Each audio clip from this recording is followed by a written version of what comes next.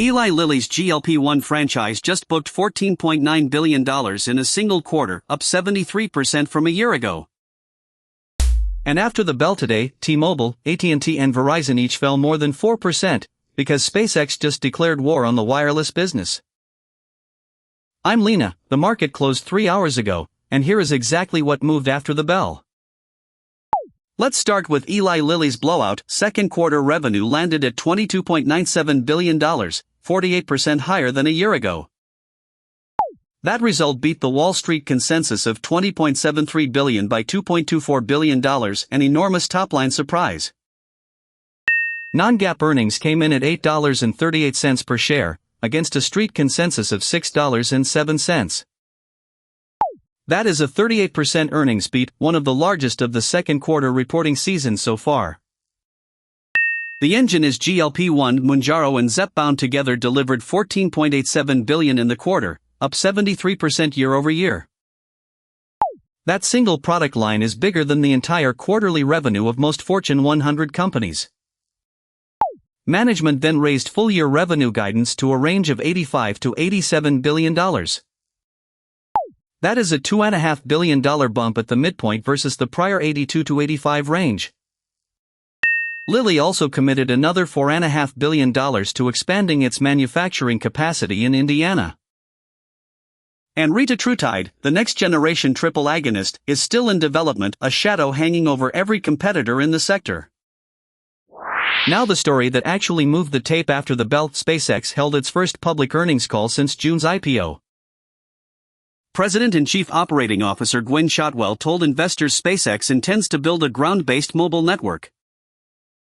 She sized the addressable market as roughly $600 billion a year across AT&T, Verizon, and T-Mobile combined. But those three carriers' own 2025 annual disclosures put their combined revenue at $352 billion. So Shotwell's number is nearly double what the incumbents actually reported, and the market still took the threat very seriously. T-Mobile, AT&T and Verizon each fell more than 4% in after-hours trading immediately after that call. Starlink Mobile going terrestrial would put SpaceX directly on U.S. carrier turf, not just supplemental satellite service. Over to Disney. Fiscal third quarter adjusted EPS printed at $2.06, beating consensus by 11%. Revenue of $25.25 billion grew 7%, but came in about $150 million short of expectations. The star of the print was streaming entertainment. Streaming operating income more than doubled to $712 million. That works out to a 13% operating margin, a level the streaming segment simply has not shown before. Domestic parks operating income surged 27%, aided by a one-time $100 million tariff refund. Sports operating income fell 17% to $858 million on media rights timing. Uber's headline numbers looked massive. Gross bookings hit a record $58 billion, up 24% year-over-year. Adjusted EBITDA jumped 33% to $2.82 billion. But third quarter bookings guidance of $59.25 billion at the midpoint barely missed the consensus estimate. EPS guidance came in about 3% light, and Uber shares fell roughly 6% in after-hours trading. Quick Hits AbbVie is buying Apogee Therapeutics for $10.9 billion, at a 49% premium.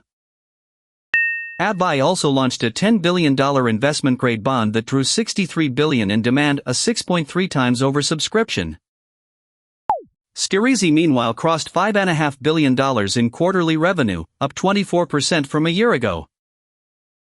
CVS Health revenue hit $106.1 billion, and Aetna's medical benefit ratio dropped to 87.4% from 89.9%.